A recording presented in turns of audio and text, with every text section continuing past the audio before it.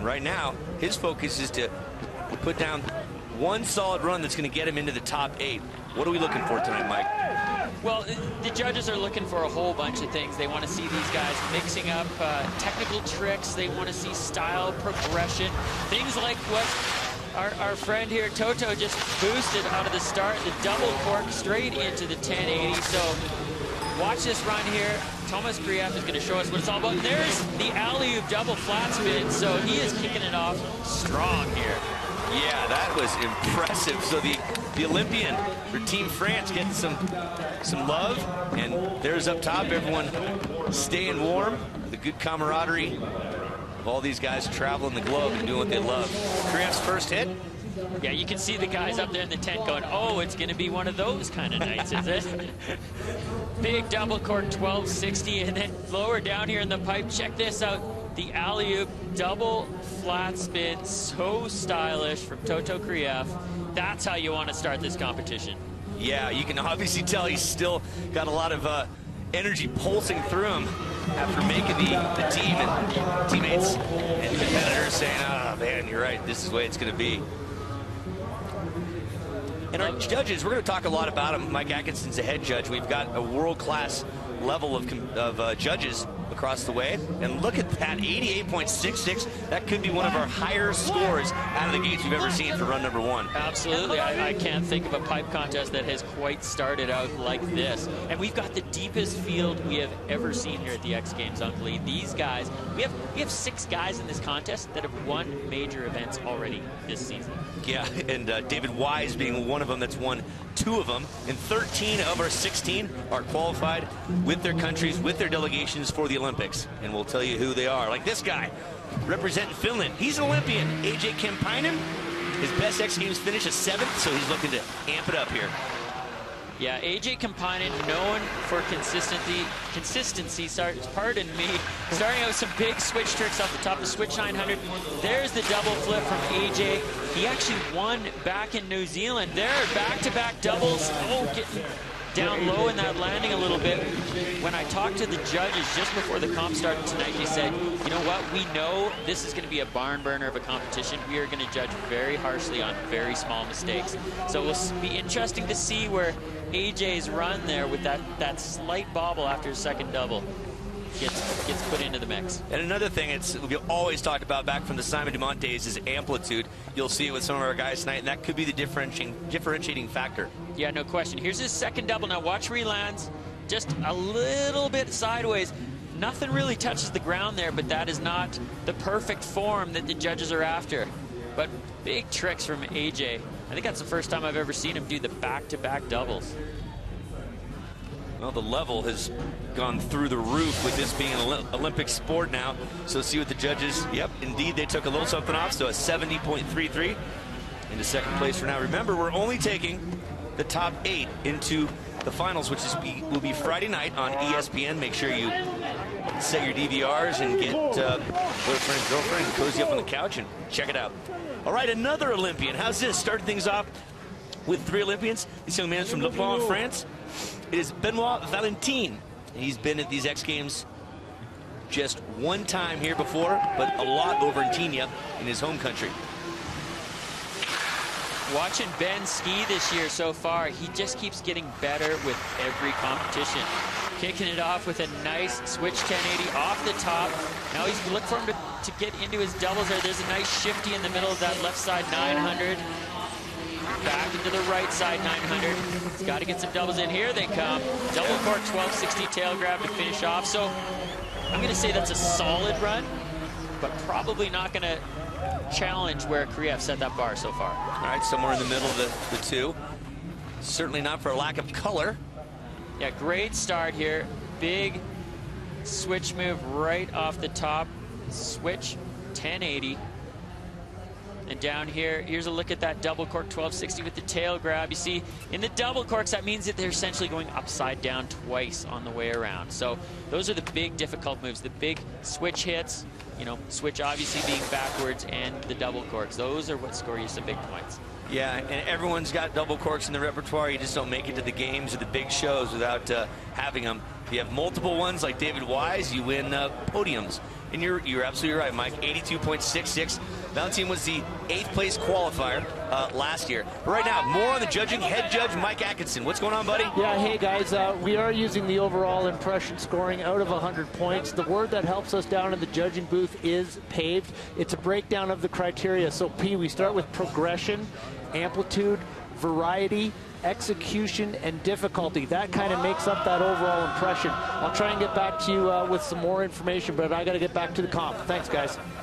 Yeah, you do the judging, we'll do the talking. And you know, Mike, with the progression of the sport through the last decade, you have to have criteria like that. And it's the AFP, the Association of Free Skiing Professionals, that designed, laid out all that criteria to introduce it to the IOC in order to get it to be an Olympic sport. Absolutely. And this guy, actually our first guy tonight that is not currently on an Olympic team, Simon D'Artois. He is currently an alternate for the Canadian team. The Canadian team named yesterday. And I was actually with Simon last night, and he said, you know what? I'm just so happy to be here at X Games. This is a dream come true. These guys grow up dreaming of being here in Aspen in this pipe. He's one of 2 rookies. We'll see the next one in Lyman Courier in a little bit. And he's starting his campaign for one of 2. And Simon D'Artois off to a good start here. 900s. Oh, look at the travel down the pipe. Each one of those lines is about a 10-foot distance. He must have traveled 50 or 60 feet on that beautiful flat spin, taking it way down the pipe. But what that run lacked just a little bit was that higher technical difficulty there that we were just talking about. And it looked as if he might have had opportunity to hit that right side wall for one more hit. That travel down the pipe might not have been advantageous for him. Yeah, that's the balance for these guys. You know, how much do you go up and how much do you travel down the pipe? You want to try and get at least 5 hits. That's generally the rule. But occasionally you see some of these guys get 6 hits in. And coming up now, one of Simon's teammates, Noah Bowman, who is currently on the Canadian Olympic team. Bowman, a bronze medalist here. Silver medalist here a couple of years back. Yeah, he was a second alternate, showed up, just came out with no expectations, swinging. And as it says in the graphic there, he's going to Sochi, representing your country, Mike. Interesting start from Noah Bowman there. There's a switch 900, starting to get the technical difficulty amped up a little bit. Lots of nice smooth switch tricks. As I said, that's good technical difficulty. The doubles, the switch tricks are a lot of the things that the judges are looking for. Big technical combos. You skied that run almost entirely backwards. Yeah, it was an interesting start. That angle looked like it was kind of lackluster. So this shot from above was a challenging maneuver, but it set him up to go switch for the rest of the run. Here it is. Yeah, just kind of a cruisy start there. The alley-oop's 360, and then he started getting technical with it. What I really liked about this run was how clean it was, how he just flowed from hit to hit all the way down. Arms at the side, composed, smooth. Judges like that. That's some of that detail. That's the E in the pave that Mike Atkinson was talking about, the execution. And as he said tonight, they're going to be harsh on these guys because they know very little separates good from great. Yeah, a lot of the big competitions this year, only a point, if that, is separated the top 2, if not the top 3. So we might see it again here. In score in. Very, very low on that. Yeah, 56.33. And Mike Atkinson, what was going on there? What didn't you like about that?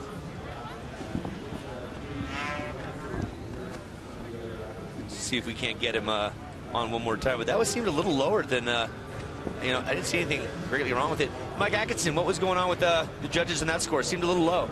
Yeah, you know, the judges were going over things. The one thing that really does help is we have the amplitude in front of us, and you look at some of our top scores that were clearly with average heights of 13+ feet. No, it was just a little bit on the low side, and there was a couple things the judges didn't like. Still a very technically strong skier, so we'll look to see what he has for our second run. Well, we know that Noah's got a lot more in his bag of tricks. He definitely has a doubles. He was the first guy to really do the switch double here at the X Games. So we look for him to up the ante, so to speak, in the next round. But as Mike Atkinson said, one of the key factors is the amplitude. Judges want to see these guys going higher out of the pipe. All right, now we're going to an Olympian from New Zealand, one of 2 brothers representing New Zealand. This is the youngest one.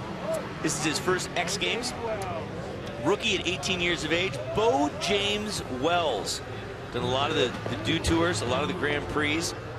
One of 4 brothers, and I can tell you from knowing these guys for the past decade, good to see Bo James at the top of the charts.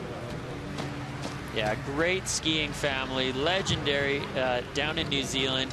Brother Jossie is a slopestyle skier. Brother Byron, we'll see here coming up soon in this competition. And Dad Bruce down at the bottom, who's coaching them and making sure these guys show up where they need to. Yeah, look at the travel on that. Yeah, a lot of travel down the pipe from Bo James. Back-to-back doubles. But what's lacking here is that height. Mike Atkinson just said it with no bump, and now he's pumping it up a little bit.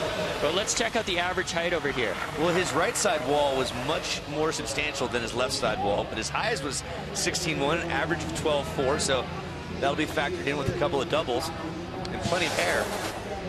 Yeah, but when you see some of these other guys that are boosting 14 plus on every hit, and that's where it really starts to make the difference. And as Atkinson said, you know, it's a game of details out here, and they're going to be harsh on things that aren't all the way there. But good skiing from Bo James Wells, putting it down on his feet, and definitely giving him some room. We'll see how the score comes in here. And a 73.33, good enough for third. Remember, we take the top 8, and we send a shout out around the world to Stacy Wells, mom, watching one of her 2 kids. And there's TYW. Torn Wallace. Well, if history has taught us anything, usually the bubble score is around an 80 to get into the final. So these guys are going to be looking to try and make sure they've got a score sitting in that range. If history is any indicator, it should repeat itself again. Okay, so there's the other Wells brother, a little bit older. By the way, Bo James was all of 11 when Jossie first competed in the games, and Byron was all of 14. So the brothers Wells, great story, as you said. Father Bruce is the coach. They travel the world in search of snow, probably on snow 300 days a year. There he is. Great guy, just full of life, always smiling, and doing it for his country and his family as well. Yeah, it's tough being a pro skier from the Southern Hemisphere because keep in mind, it's summer down there right now. Yeah. And they're off traveling up here. They pretty much spend all year long on snow, these Wells boys. Never summer for them. Starts it off with a nice switch 1080. Byron getting some amplitude up. There's the double cork 1260. Oh! Looks like he rushed that one just a touch and didn't have his landing gear in the right place, and this one will be a trash can. Yeah, and here's almost the tragedy of this sport is how easy these guys make it look. Right? I mean, it is what these guys are doing is so incredibly difficult, yet they make it look so easy. But you can see just a small mistake. Those walls are rock hard. I mean, he's got to be 15 plus feet out there, coming down, dropping down low in those walls into that rock hard snow. And I tell you what, it is tough. Yeah, to say the least. Yep. Well, the pipe event. Well, let's get to this right now. But hometown favorite. This kid came on real strong this year. Aspen native, graduated from Aspen High School just last year. Took second place at the Grand Prix just last week in Park City. Just missed qualifying for the Olympic team. Alex Ferreira is his name. Yeah, well, we've been talking a lot about the Olympics tonight, and I tell you what, Alex Ferreira is an amazing world-class half-pipe skier, but he's an American, and the American team is so stacked. They were only allowed to take 4 skiers to the event, and guys like this. Solid. Yeah, well, I mean, look at that performance. Yeah, he was. I think he was in the 6th spot behind Kenworthy for pipe. So we'll talk about Gus in a minute. That was a rock solid run. That's going to be up there in the top 2.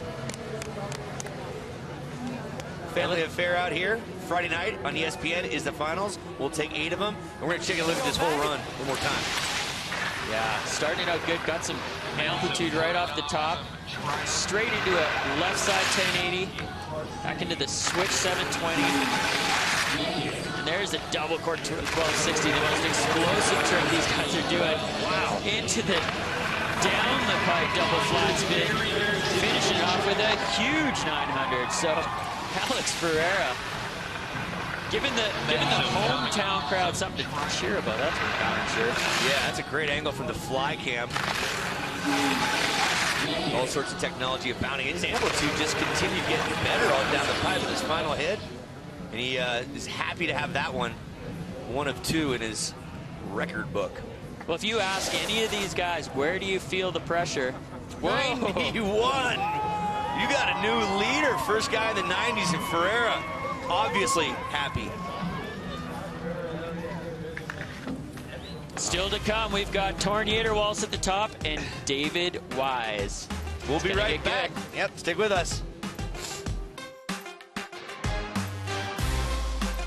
Skiing, guys, for men's ski superpipe. 16 in totality, 13 of them Olympians. We're about halfway through the field, and it was just a dude by the name of Alex Ferreira who set the bar up a little high in the top left-hand side of your screen. You can see a 91. Now we have Gus Kenworthy, who is qualified for the Olympics in a different discipline, the new sport for the Olympics of slopestyle. Just missed the pipe qualifying with that heavy American field. And here he goes. Always dangerous, Mike. Yeah, for sure. Gus can do it all. And I tell you what, he is in all 3 events here at the Winter X Games this year. And man, he's good. Yeah, and he's always positive, always pushing it. Are you pushing it too hard because he's doing 3 disciplines all the time? Oh, man. That was a good run. And I tell you what, so Gus also being left off the Olympic halfpipe squad, as was Alex Ferreira. And guess who's leading this thing right now? That'd be Ferreira. Yeah, it's so competitive for these U.S. guys. It's incredible. But Gus Kenworthy probably with a little note to Sean White saying, "Hey, Sean, I'm doing all the events here. I don't know where you are, bud." Yeah, what are you doing today? Yeah, this is where it went south. He gets his landing, gets back just a touch, and they come up quick, those crashes. And we now have Jordan with Alex Ferreira, I believe, down below as we wait for the score. Jordan, are you down there? Yeah, well, we're right up here up top. Alex is just taking a deep breath after that amazing run. Man, you are in top spot right now. What was going through your mind when you nailed that? Just so happy because I failed both runs last year, and just to come in here and land a run, just so happy. And it's such a stacked field out here tonight. What was your mindset coming in? My mindset was just do both doubles in the run, do whatever it takes to make it to finals. I don't care what I have to do. Well, you're doing apparently what you need to, so thank you so much, and I'll send things back to you. Good luck on your next run. Thank you. All right, guys. Nice job, Jordan. And Ferreira's poise looking good. I think he is, I'm going to go on a limb, he's in the finals with a 91. Yes. It'd be really tough. I would bet quite strongly on that right now. Yep.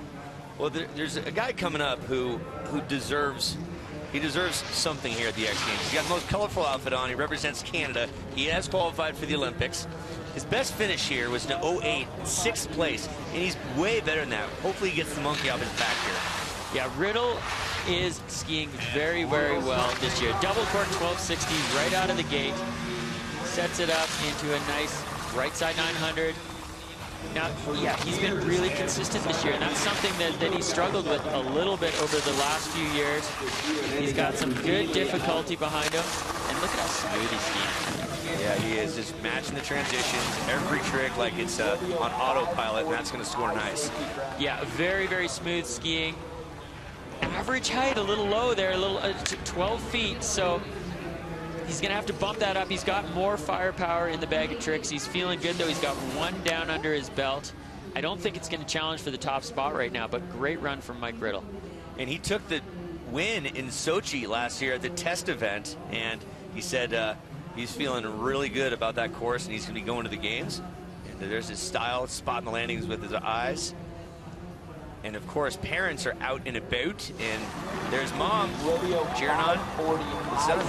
Yeah, she cooked us a great turkey dinner last night. Oh, is that where you were? I was. Oh, lucky. With Riddles, there was a little Canadian team Olympic announcement celebration party. Awesome. All right, Riddle's going to come in. I'm going to say in the top 3. I'm going to put him in. I'm going to put him in the mid to low 80s. That's what I'm thinking here. I'm going 80. I'm going 84. There we go. But you know what I like? I'm going to talk about what I like about Riddle right now. Consistency. Yeah. Riddle is putting it down. Oh. Huh?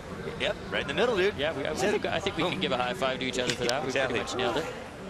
Yep, Canadian Olympic team. Awesome. Good job for Riddle. So he's looking like he could squeeze into the final, but at 82-83 has always been the spot for the top 8.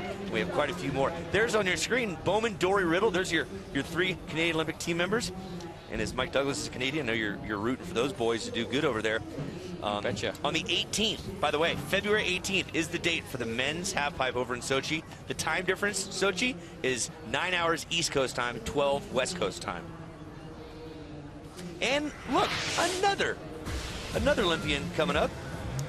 We also have Mark McMorris coming up in this new thing we have called Joust. It's the X Games destination for fantasy action sports. Do you think Mark McMorris will win gold again? Go to xgames.com/joust. That's Joust on your mobile phone, tablet, or computer to play along.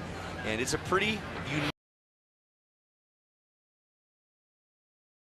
Have a halfpipe contest win. This run looking solid, but probably not Justin at his best right there.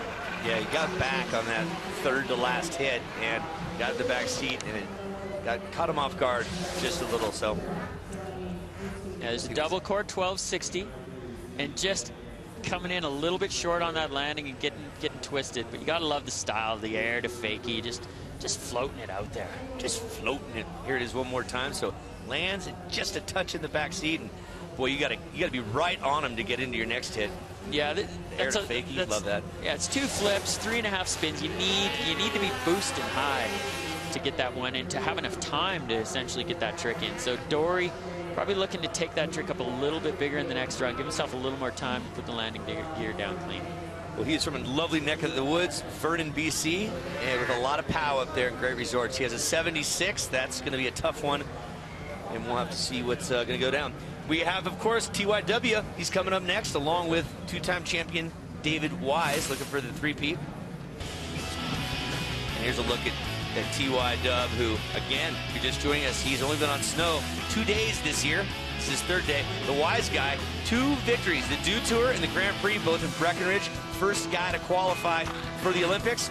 And he's going for that three-peat with family in the crowd, as always. So good, that David Wise. TYW. And interesting that he qualified for the games without any official points in any of the Grand Prix. Coaches said he's capable of definitely getting it, so coach's discretion put him in. He's that good. He is that good. So looking forward to seeing him. But right now, this dude, unbelievable story as well.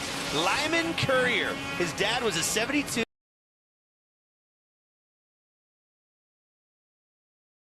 Yeah, if there's a guy that is carrying momentum right now, this is him. Yeah, he is explosive. He goes huge. He's got the tricks. Let's see what he's got here. Okay, switch 720 truck driver to kick things off. Now watch Lyman. Usually as he works his way down the pipe, he just goes higher and higher. Nice variety. Yeah, right side 900. He's going to have to step it up a little bit. Here it is. Double core 1260. Get the amplitude up there. A little bit of a wash on the skis there. Now,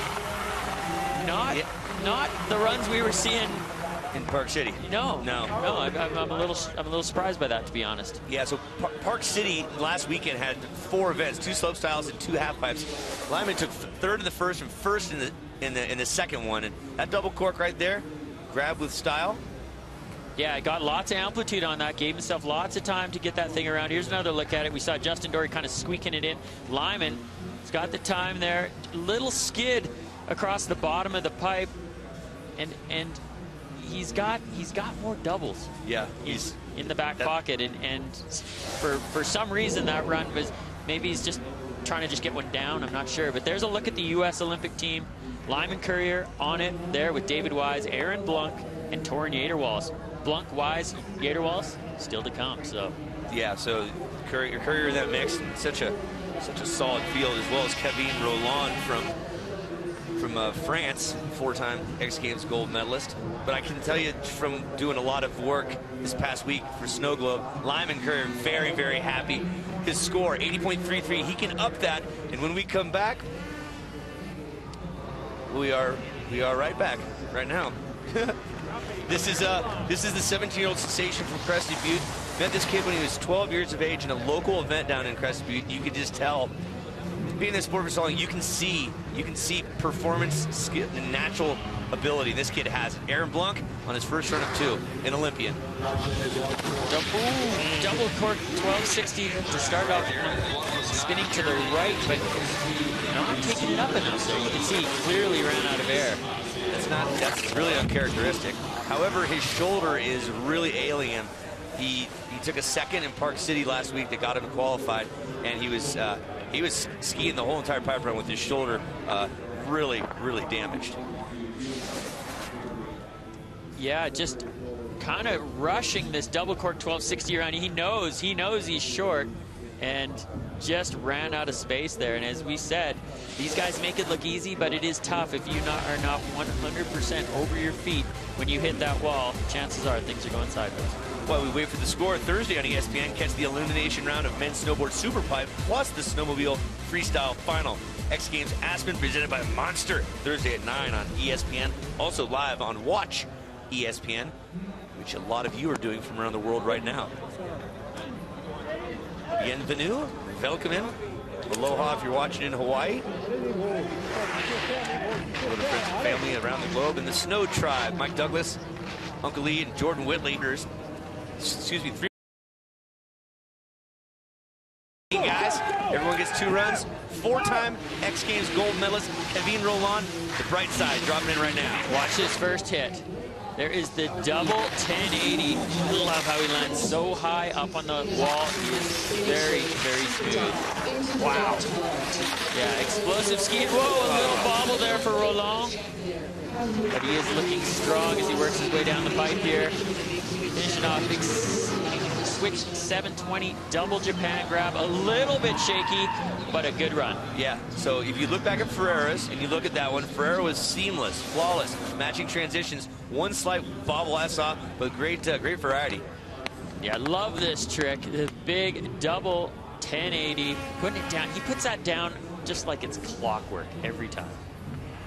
Look how long he holds the grab there too. Just hold on it, crossed across his body, and just gets back a touch, as we've seen a few competitors do. So there'll be points deducted there, Mike. I'm thinking somewhere in the low to mid 80s.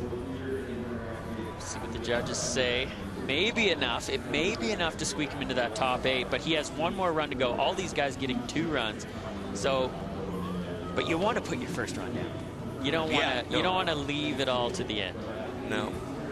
So Kevin won in 2010 and 2011, both here and in Tignes, in a high 8, a high 70s. So 6th is the spot with 2 big guns to come firing down this pipe, being Torin Yater-Wallace and then David Weiss. So here we go. Hometown boy.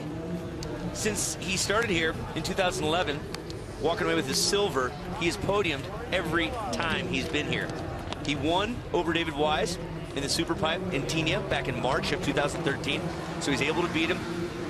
Right now the issue is he up to par? Does he have his run dialed in? Because he's not been on snow but 3 days in the last month, since December 14th. This is gonna be interesting. I'll tell you what, I watched him ski yesterday. Really his first official pipe training, and I couldn't believe how smooth, composed, poised he was right out of the start, considering he had to put skis to snow in a month. It's amazing the natural ability of a guy like Torin Yater-Wallace. First run of 2, local boy, lighting things up right away. Yeah, double cork 1260 right out of the gate. Torin Yater-Wallace. It's like he never left, Uncle Lee. Got broken ribs, a collapsed lung, and look what the local boys do. Look at that amplitude. 16, almost 17 feet out of the pipe. Oh, that was sweet. Oh, it didn't look like he was going to bring that in. All right. Wow. Contender. Yeah, that feels good for Yater-Wallace. It seems like that should be adequate tonight. And you know what's amazing? And he's got so much more that he can pull out as that time goes on here. Yeah, explosive ski. He's got that energy when he moves down this half pipe, and that's something that the judges love. It's a heck of a lot of fun to watch. Watch him finish this thing off. Yeah, what's this? Alley, flat spin 5. Yeah, goes for the cork 900 and just grabs the tail and tweaks that thing out.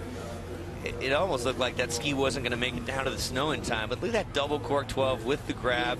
He's still rotating across his body. That is some wherewithal. Look at the boys up top saying, oh, he's back. Yeah, he said 3 days in the snow. He missed all the Grand Prix. He missed all the qualifying events. All the coaches said, you know what? This guy is so good, so magnetic, so natural. We have to bring him to the Olympics. And I think we're going to have ourselves someone in the top. I was going to say leader, but no, 84. So a little lower than I thought it was going to be. But maybe we can get Mr. Atkinson, why that one was in the mid-80s. Mike, what's the deal with that score? Well, there's a lot of talk going down here, and myself as the head judge, I'm specifically looking for the height. I have a monitor in front of me showing me the average height, and Torin did have a solid run with the average height score of 13. But, you know, compared to Alex, the guys still really seem to like the whole package that Alex had in the pipe here for his first run. Thank you, Mike, and that's it is a judge sport. We have 5 judges there. They'll be going to the Olympics as well. Here's another look at Yater Wallace's run. And I will say, when we think of Yater Wallace, while this was an explosive run, it is fun to watch, this is not all he's capable of. He's got way more sitting in his back pocket right now. So he's feeling it out. That was the first comp run in a long time, and 84 is probably a good enough score to get him into the final. He has essentially done his job for tonight. We'll see if he picks it up again in the second round tonight, but that's the kind of smart skiing that we needed to see out of Torin Yater Wallace right now. Yeah. And what's interesting and important to note here is that these, like we said, 13 of these 16 competitors, including David Wise, who's coming up next, are going to the Olympics. So look at this as somewhat of a rehearsal of the best before they head over to Sochi. All right, 2-time defending champ David Wise, the family man, the philanthropist, and the ripping skier. Look at this thing starting off switch. Yeah, beautiful switch 900 right out of the gate. Oh, look at the amplitude on that. There you go, gigantic switch 720, David Wise. You know, he can turn that into a switch double too. He's been working on that a little bit. So much, Style galore. alley-oop flat spin. Octograb. Apparently the first hit, the highest tonight there, it is 18 feet 10 inches, average height 15 feet 3. So David Wise letting it be known that, hey, don't forget about me. Yeah, exactly. Last guy to go, and arguably the toughest guy to beat. And our monster tower tells us 18.1 feet. You hear the crowd down below loving what they're seeing. Yeah, look at the amplitude. Way, way, way up above those decks. There's the double cork 1260. Look He at the is style. He is so styled and so dialed.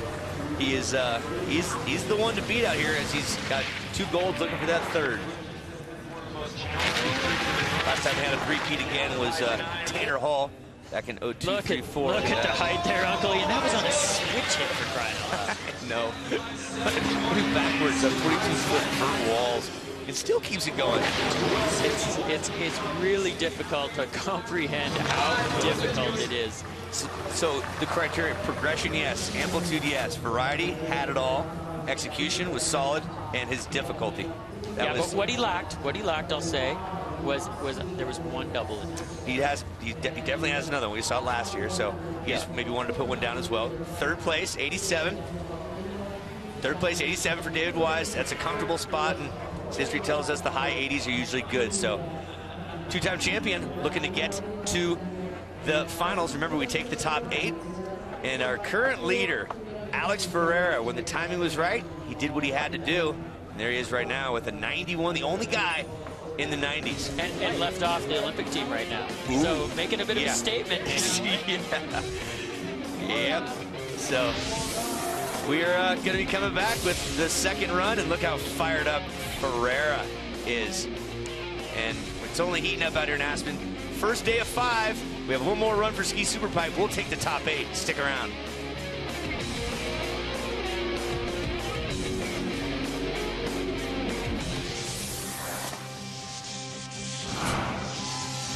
Look at the amplitude he's getting.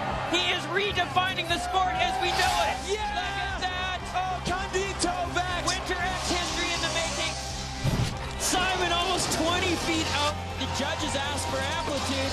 Simon's giving it to him. Time X Games gold medalist Kevin Roland, he is in the 8th spot, so he is what we call Bubble Boy. The score to beat is 78.33. Anything higher than that will drop Roland down. Dory's on the outside looking in right now in 9th. He has a 76. And as you said, Mike, earlier, we're usually in the low 80s for the bubble score, and I have a feeling that our second run, you're going to see some guys, especially in the 6, 7, 8, and all the guys 9 through 16, just busting out all the stops and doing everything that they know how to do because they're the world's best and trying to make it into the elusive 8. Well, there used to be a time where you could kind of do a safety run in the qualifying rounds and really take it easy, and those days are kind of moving into the past. Yeah. So we're going to see I think we'll see some double doubles. I'm not talking In-N-Out Burger, but we're going to see maybe some multiple doubles from some guys. Going to be pushing it, and right now this guy is comfortably in the second spot with an 88.66. Came out of the gates swinging. The Olympian from France, Thomas Krief, second run of 2. Yeah, Toto feeling very good about his first run. Let's see what he's got for his second run. Look at that. That was beautiful, big double cork. I love it with the tail grab. Extra difficulty on that. Follows it up to 1080.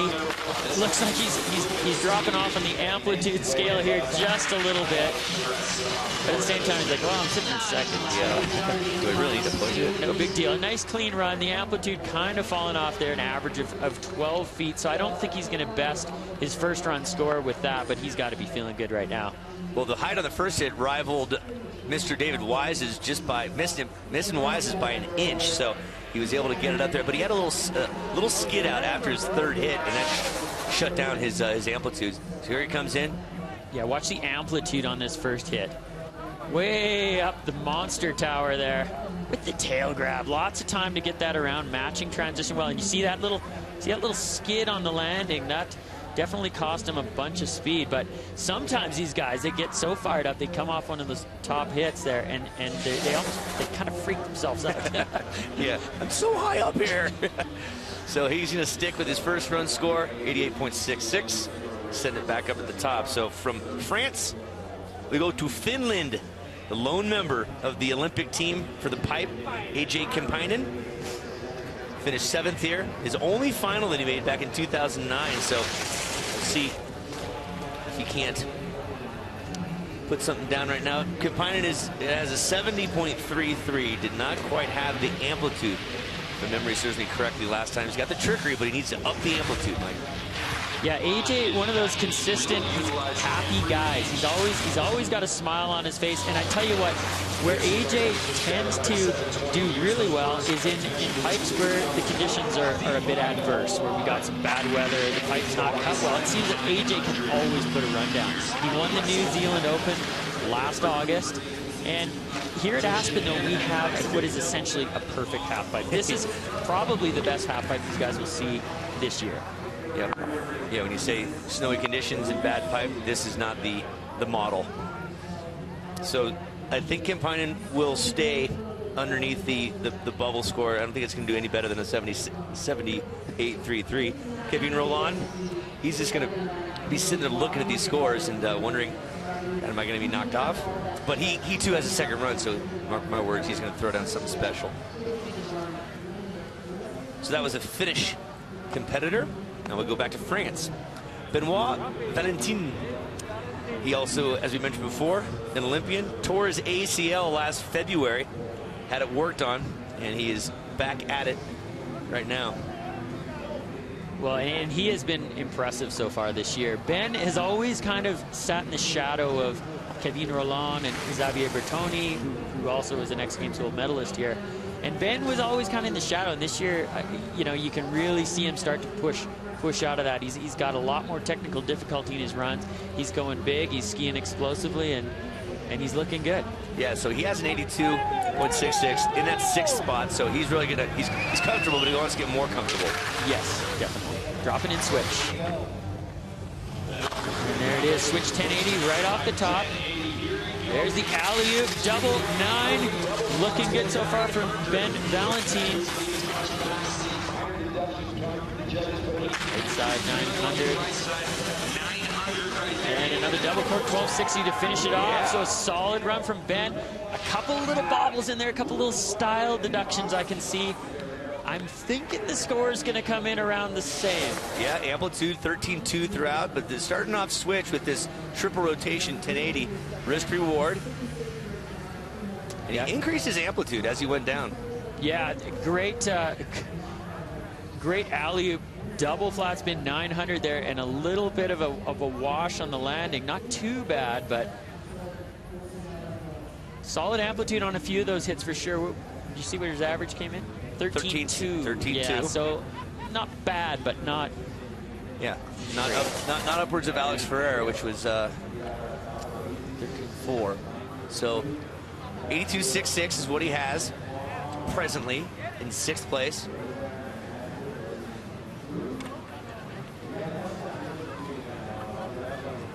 Judges really thinking these things through. Score in 81, so it will do him no better. He'll stay in 6th spot as of now. 8 of the world's best urban snowboarders have submitted 60-second video parts, Mike, and we're down to the final 2, Frank April and Ike Helgeson. Fan favorite will be decided by you, the general public. Log on to xgames.com/realsnow to vote. Very cool thing that we instituted last year. Yeah, you know what I love about X Games this year is that we're so interactive. We've got all kinds of internet things you can stream, you can get behind the scenes. There's a whole bunch of stuff. Check out xgames.com. The chances are you're watching this on there. Anyway, probably. So yeah. Welcome from around the world. We're going to get going with our next competitor. 4th of 16. This is the 2nd round. Our current leader is Alex Ferreira with a 91. This is Simon D'Artois, pardon me, with a D. He is one of 2 rookies. He's currently in that 13th position, and to break into the top 8, he needs greater than a 78.33, held by Kevin Roland. Simon D'Artois, born and raised in my hometown of Whistler, British Columbia. Nice place. Yeah. By the way, folks, X Games just announced today at a press conference that we will be back here for 5 more years through 2018, where Korea will hold the Olympics. South Korea will hold the Olympics that year in the wintertime. D'Artois double cork 1260 right off the top. Right side 900. Keep this thing rolling. Some solid amplitude as he works his way down the pipe. Oh, there's the alley-oop. Double flat spin. Good. Finish it off, Simon. There you go. Yeah. So we're definitely going to see a large improvement with that score. It's going to be interesting here. Mike, it says in his bio that he works in the grocery store in Whistler. Does he pack your pack your bags? Your groceries? He may have. Him and Yuki Sabota? Yeah.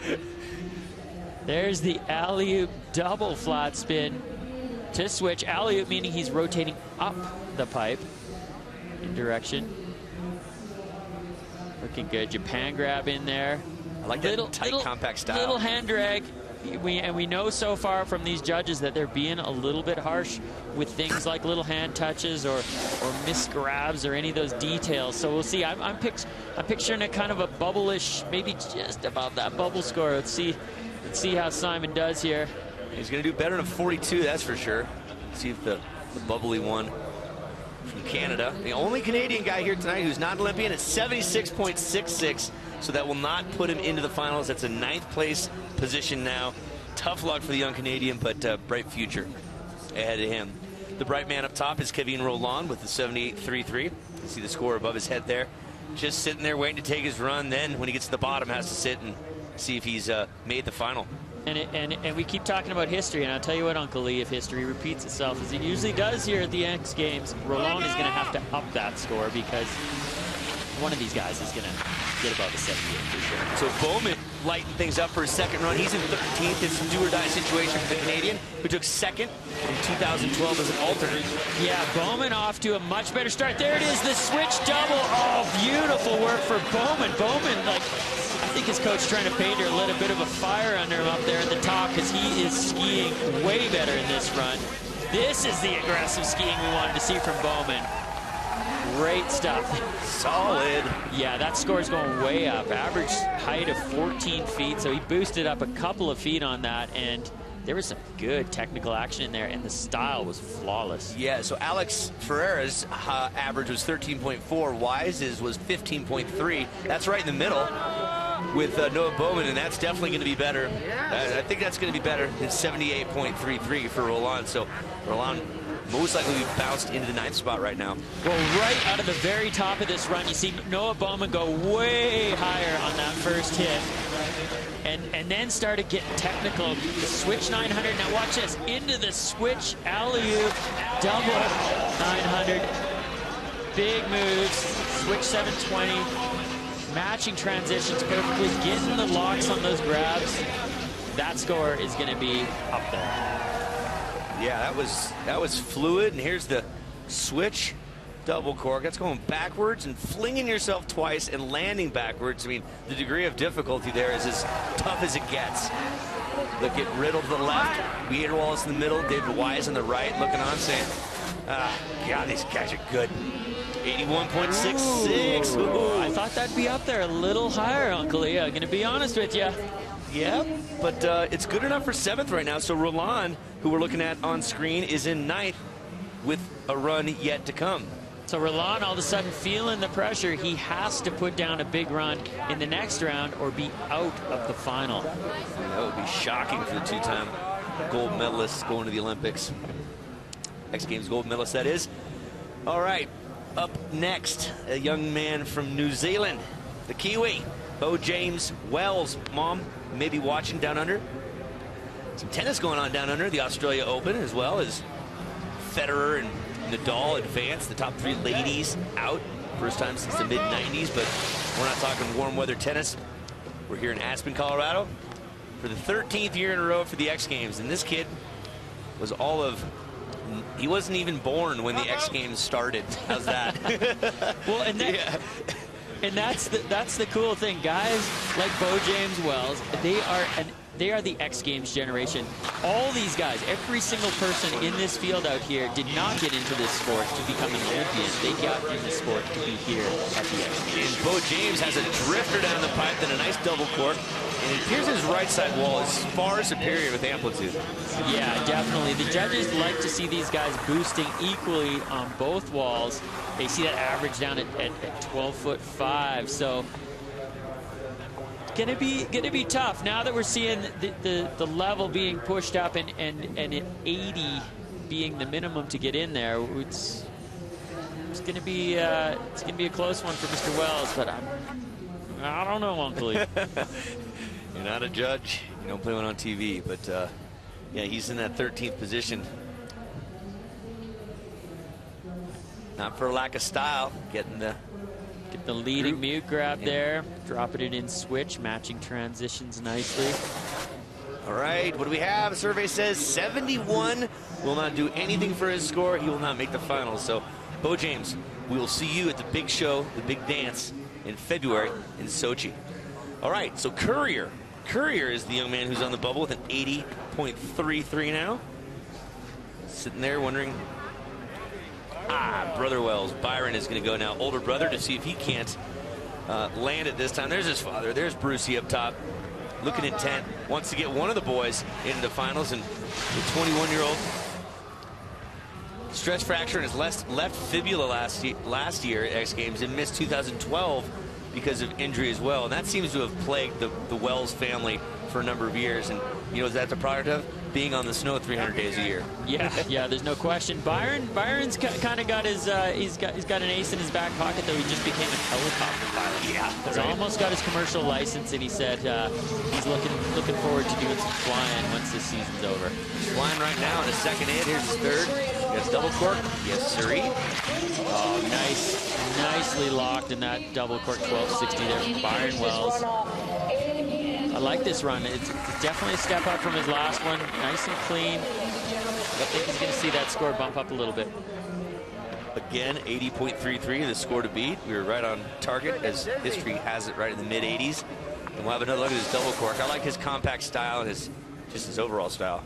Yeah, pretty much a textbook double cork 1260 here. Locked on the grab the whole way through, matching transition perfectly on that landing. There's another look at it. That's how you do it, kids. That's one for the how-to reel. Yeah, mark that one. Study it. Lead with the head, and the body will follow. There's brother headed back up top, seeing what his older brother's score is. Jossie, I'm sure, is watching as well. And so here we go with Courier, 80.33. He has 1 run left. He is bubble boy right now. Wells will definitely do better than his first run score of 19 and change. There's Courier saying, what's it going to be? What's it going to be? They're working hard on this one, Mike. They are. Well, this is a big deal. This is who gets into the finals of the X Games. This is heavy pressure on the line, and I like the fact that the judges will take their time and really they sit there and they'll compare runs directly. This guy did this guy did this, who did it better, and it's a good system. It is an 81. So Byron Wells squeaking in the 8th spot. So wow, what a place to be with some guns still to come, like one of them being Kevin Roland, and that's Courier. Wondering. And we have the opportunity to be able to speak with the head judge, and we're curious as to why that one took so long. Might have been some of the analysis. Mike Atkinson, what took so long for that score? Well, you know, there was a lot of discussion with that one. They were comparing it to Noah Bowman and Lyman. It actually came to a split panel on that, so we had a quick vote. 3 judges wore for Byron over Lyman, and they liked Noah better there, so we slotted the score and made sure he was in that 8th place ranking. Temporarily. Still a lot going on. Yeah. Thank you. Atkinson and crew directly underneath us. We're the top of the pipe tower.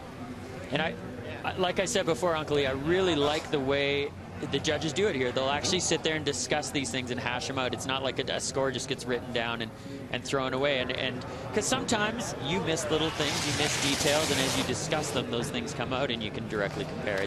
It's a great system, and overall it works very well. And here it is, our current leader, Alex Ferreira. Can he push that score even higher? He has absolutely nothing to lose here. He's just going to push and see if he can't increase his amplitude. 91 is the first run score, and look at that pop double cork. Slam to the top. Nice. Good looking run here so far. This double flat down the pipe. Oh, yeah. He's on lockdown. I think I liked his first run better. I did. I'm going to be honest with you. I thought that was a great run. Amplitude was down by about 6 inches from his highest, and his average was down 5 inches, so that's not going to score as high. Unlikely, but still great skiing from Alex Ferreira. Love the way the skis are just matching those transitions as he works his way down the hill. Like magnets. Yeah. Magnet traction. Super grip. Watch one more time.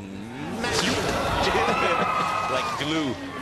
So the Aspen locals, man, tearing it up. Yedra Wallace is in 5th, Ferreira's in 1st, and score in. Ferreira, it looks like an 85.66. Yeah, missed that one. So yeah, he's still in 1st with the 91. Kevin Roland is now in 10th. 2-time X Games gold medalist up against the ropes. We'll see him and more when we come back to the conclusion of Ski Superpipe qualifying.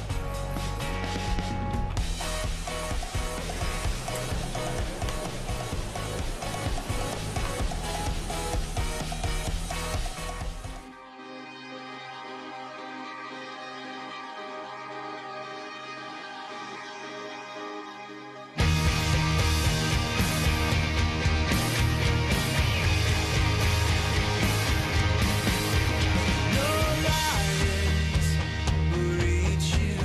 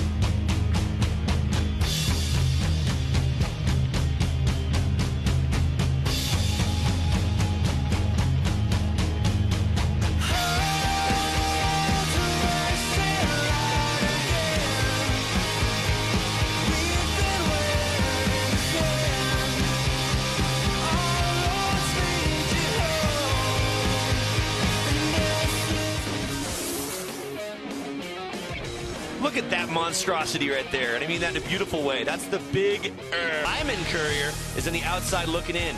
Kevin Roland as well. And Gus hop on the bus. Kenworthy is in the 15th position. They've got to up the ante and do better than a score of 81 flat in order to make it in the top 8, who we take to the finals for Friday night shootout. Yeah, this is about to get good.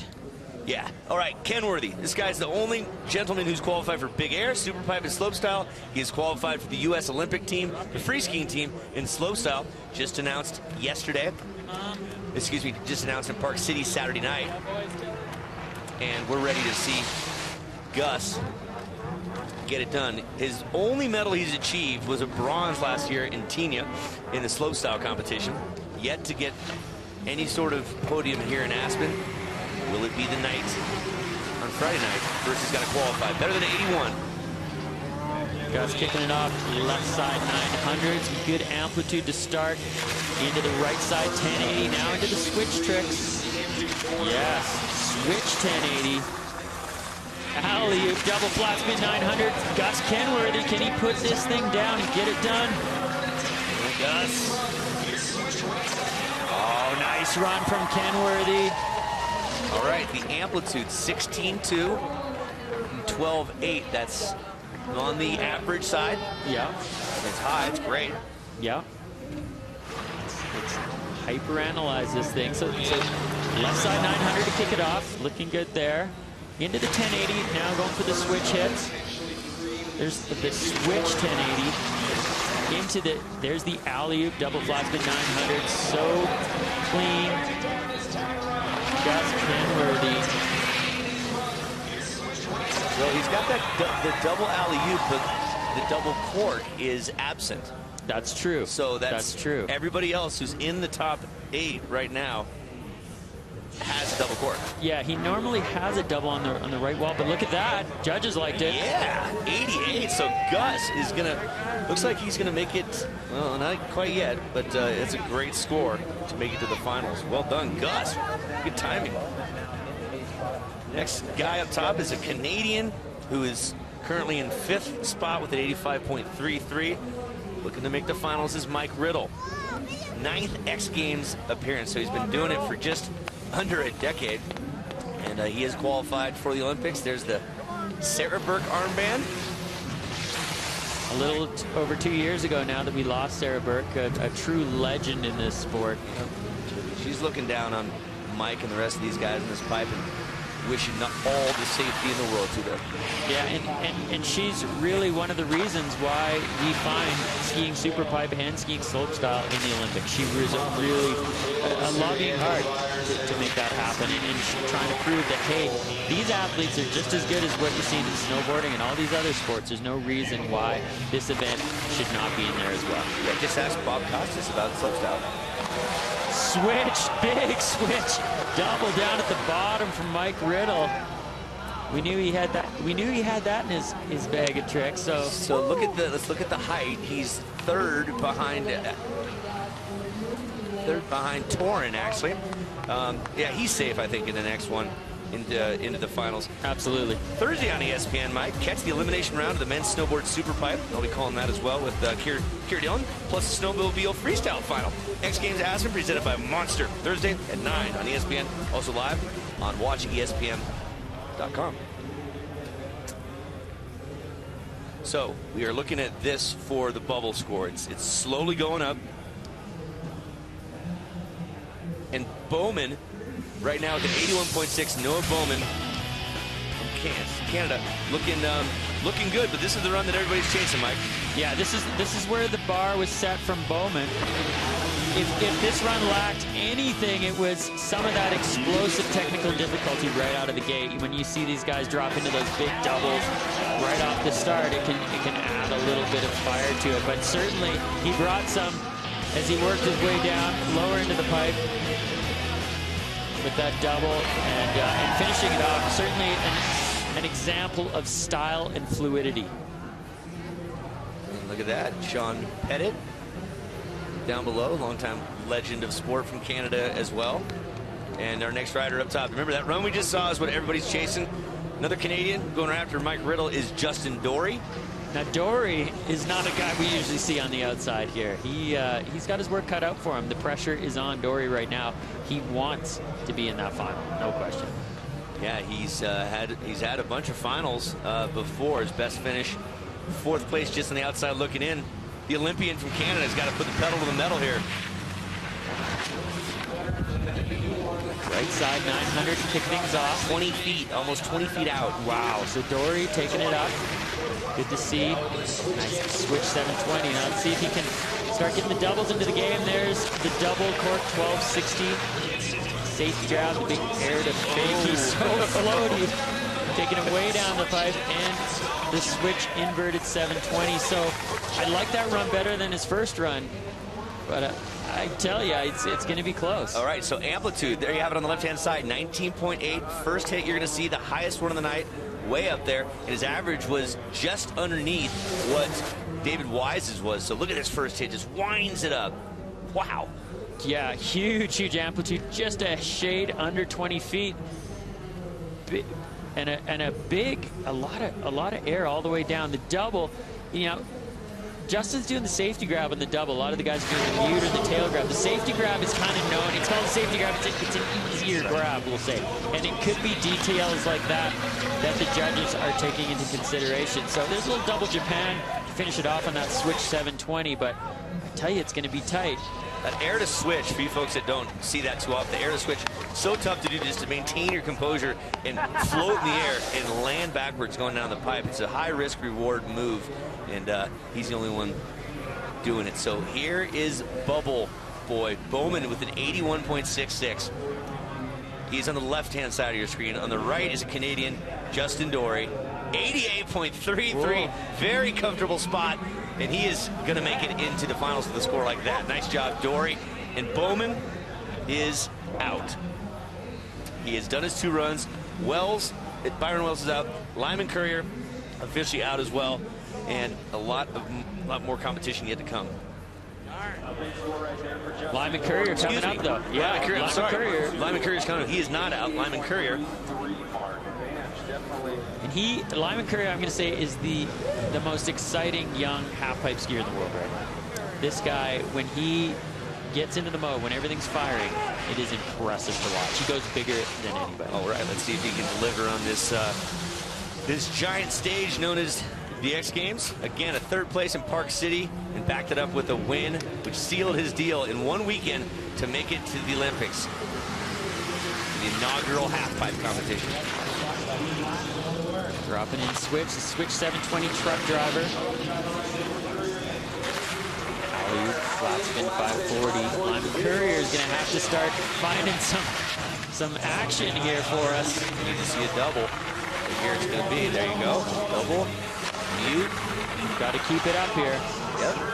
That was a better run than his first. Yeah, nice 1080 to finish off there.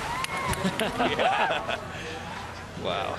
The pressure. Yeah. The pressure of having to stick that run is that's big. Everyone says the qualifying round is way worse than the finals. Yeah. Remember Simon Dumont, the legend, did not like qualifying night. Yeah.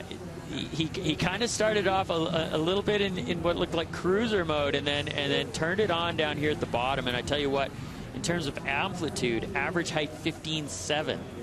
So, and 6 hits. 6 hits, yeah. So most of these guys are getting 5 hits. So with 6 hits, that should fare well for Mr. Lyman Courier. Yeah, Ferreira, our current leader, he's been doing six hits as well with an average height of 13.4.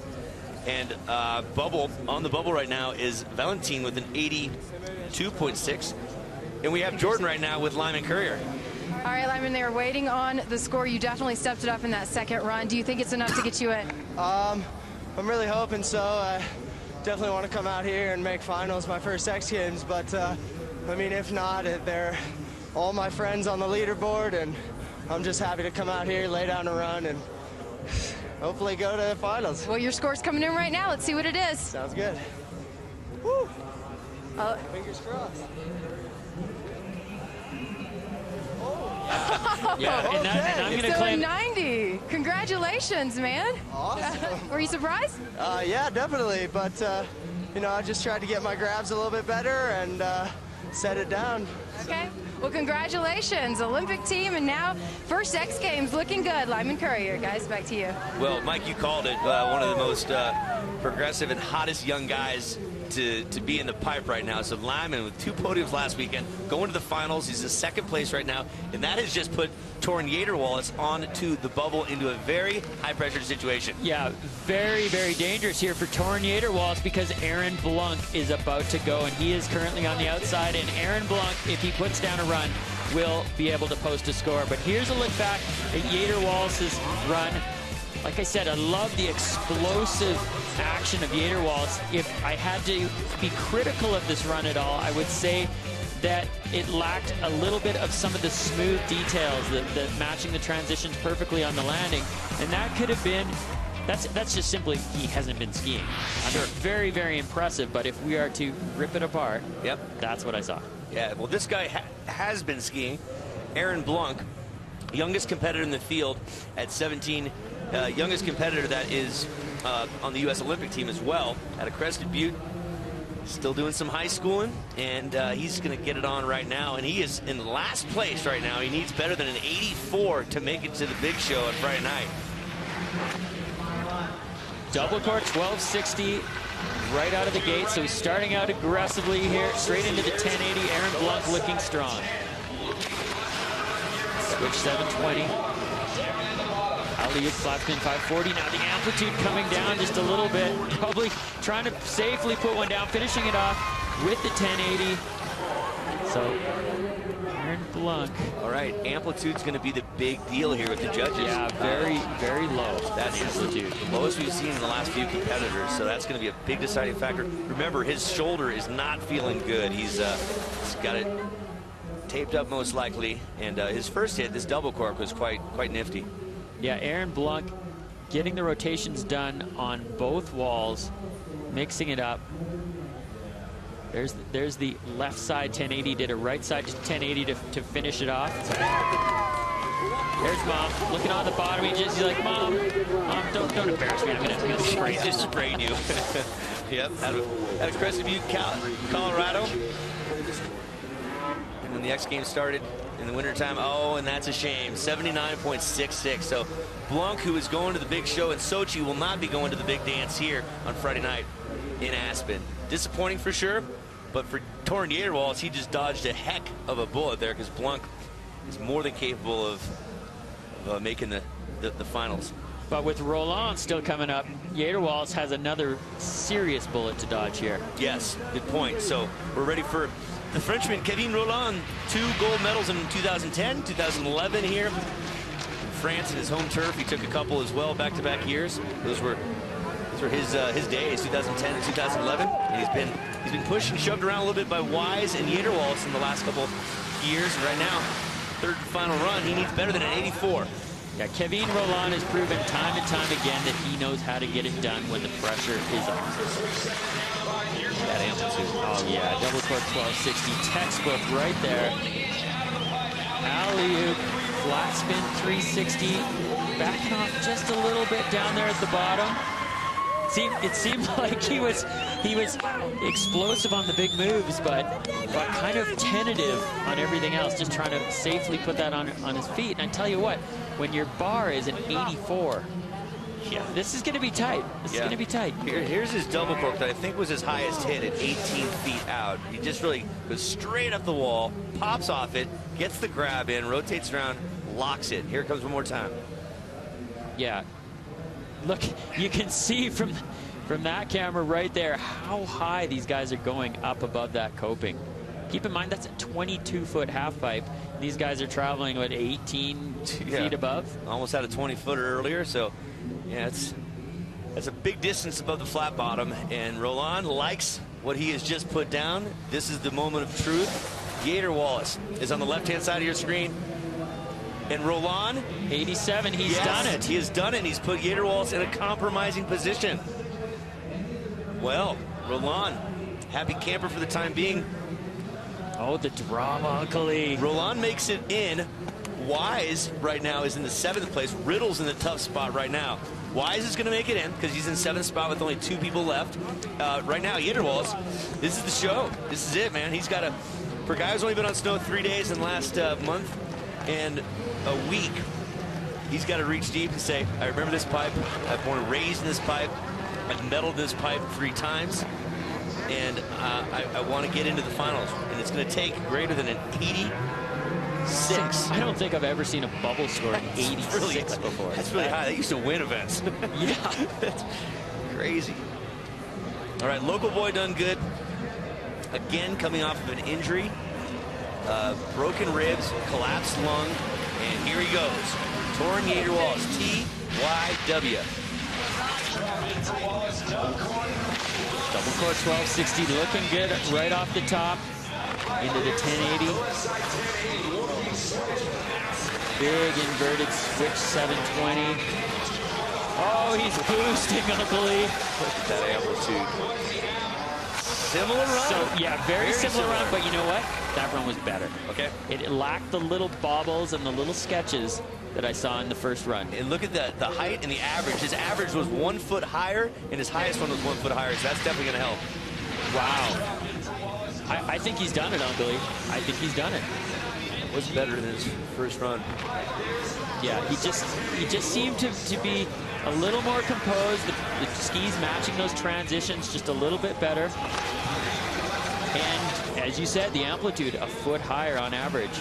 A little more time to get some of those techie moves like that crazy tail tweaker down there at the bottom.